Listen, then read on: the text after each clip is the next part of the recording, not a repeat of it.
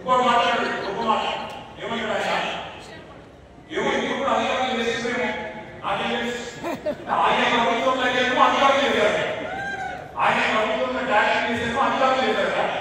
అదే కేసీఆర్ ప్రభుత్వంలో కేసీఆర్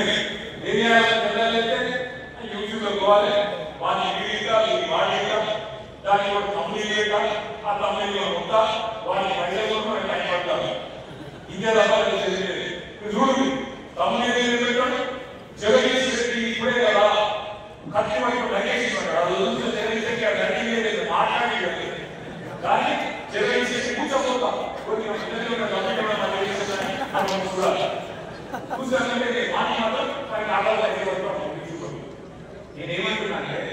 దీనివల్ల